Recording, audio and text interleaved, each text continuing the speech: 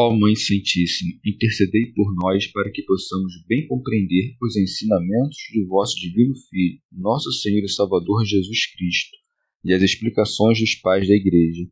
Ó Virgem Imaculada, ofereço-vos este trabalho e peço que abençoais aqueles que o ouvirem, e que seja para a maior honra e glória de Deus. Amém.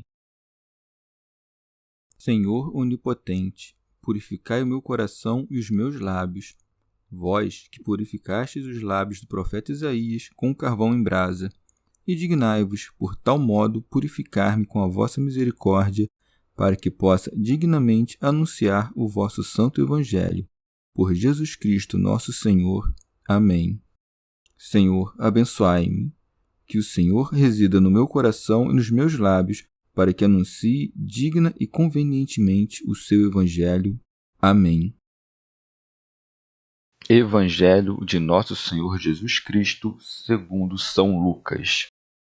Contra os fariseus e os legistas. O Senhor continuou a dizer: Mas ai de vós, fariseus, que pagais o dízimo da hortelã, da arruda e de toda a casta de ervas, e desprezais a justiça e o amor de Deus. Era necessário praticar estas coisas, mas não omitir aquelas. Ai de vós, fariseus, que gostais de ter as primeiras cadeiras nas sinagogas e nas saudações nas praças. Ai de vós, porque sois como os sepulcros que não se veem, e sobre os quais se anda sem saber. Então, um dos doutores da lei, tomando a palavra, disse-lhe: Mestre, falando assim, também nos ofende a nós.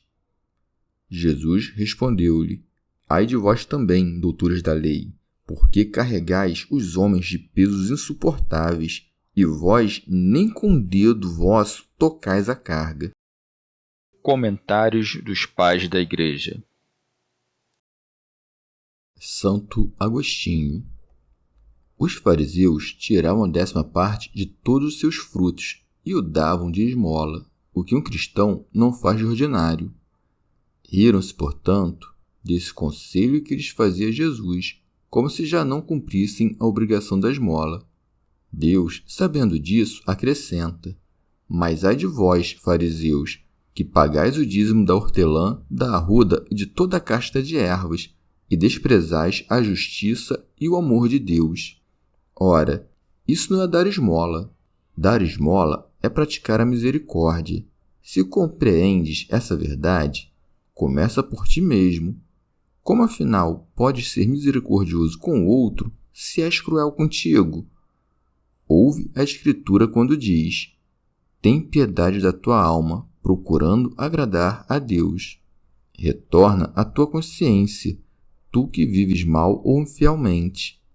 Ali encontrarás a tua alma mendicante, ou talvez emudecida pela miséria.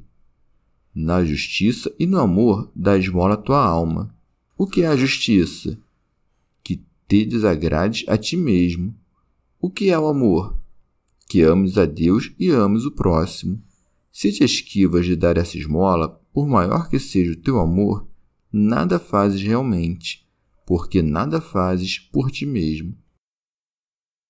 São Cirilo. Ou ainda, Nosso Senhor diz isto como repreensão aos fariseus, porque exigiam do povo a observação atenta apenas dos preceitos que lhes eram fontes de renda mais lucrativas.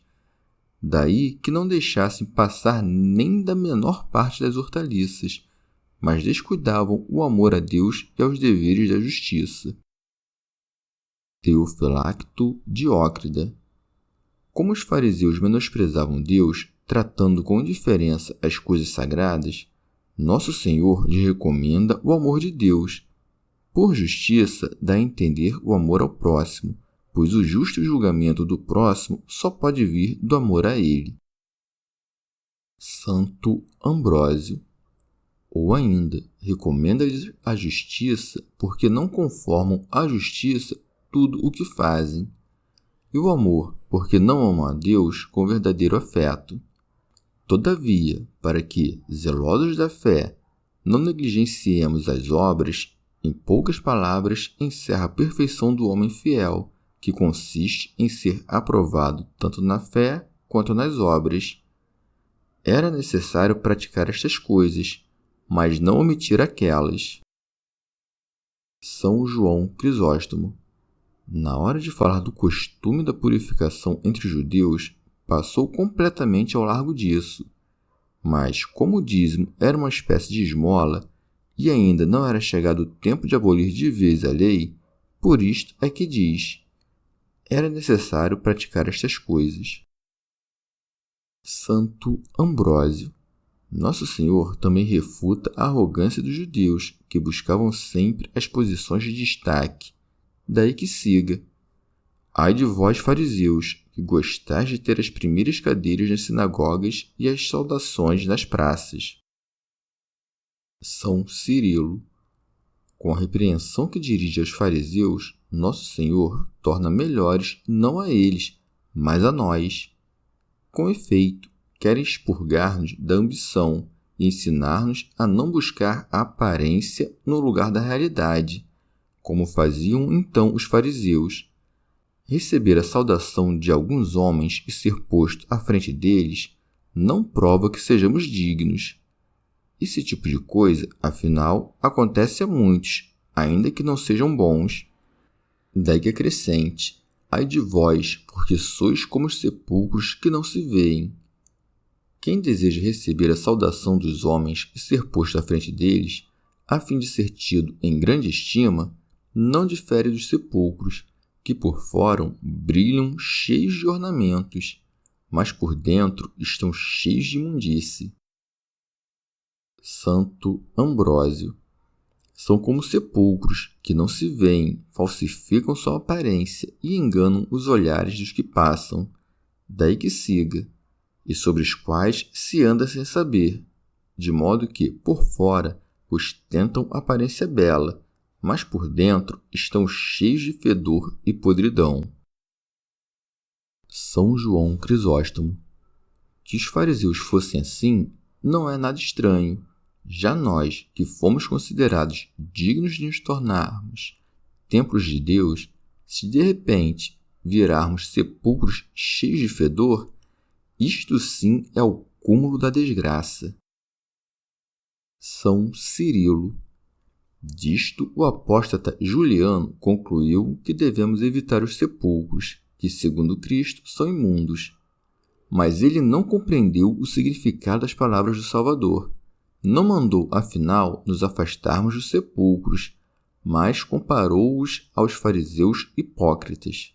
Diante da repreensão que faz aos mansos mudar para melhor, os soberbos ficam ultrajados, todos em conjunto. Daí que no momento em que o Senhor acusava os fariseus de desviar do reto caminho, também a multidão dos doutores da lei se sentisse atingida por sua censura. Por isso está dito. Então, um dos doutores da lei, tomando a palavra, disse: Mestre, falando assim, também nos ofende a nós. São Beda. Pobre consciência que, ouvindo a palavra de Deus, se sente ofendida, e lembrada da punição dos infiéis, sempre pensa que estará entre os condenados. Teofilacto Diócrida. Os doutores da lei não eram a mesma coisa que os fariseus. Os fariseus viviam à parte dos demais e eram como que religiosos. Já os doutores da lei eram escribas e mestres encarregados de resolver as questões da lei. São Cirilo. Cristo dirige seu ataque aos doutores da lei e abaixa o vão orgulho deles. Daí que siga: ai de vós também, doutores da lei, porque carregais os homens de pesos insuportáveis, e vós nem com dedo vosso tocais a carga. Emprega um exemplo evidente para corrigi-los. A lei era pesada aos judeus, como confessam os discípulos de Cristo. Ora, os escribas atam juntos os preceitos da lei como um fardo impossível de carregar e os impõem sobre as costas dos seus súditos, sem que eles mesmos, porém, carreguem coisa alguma. Teofilacto Diócrida. Sempre que o professor faz o que ensina, alivia o fardo aos alunos, dando-se a si mesmo como exemplo. Já quando não faz nada do que ensina, Então os fardos parecem pesados aos que recebem o ensinamento, uma vez que não podem ser carregados nem mesmo pelo professor. São Beda, e bem mereciam ouvir que nem com um dedo seu tocavam a carga, isto é, que não cumpriam nem a menor parte da lei, cuja observação, contra o costume de seus pais, eles se propunham cumprir e transmitir aos outros sem a fé e a graça de Cristo. São Gregório de Nissa.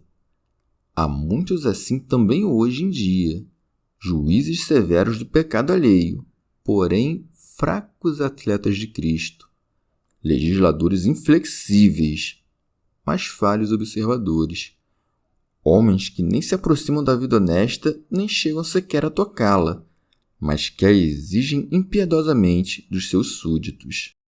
Chegamos ao fim de mais um dia de comentários da Catena Áurea. Muito obrigado por ficarem até aqui, que Nossa Senhora derrame suas graças sobre nós e até amanhã.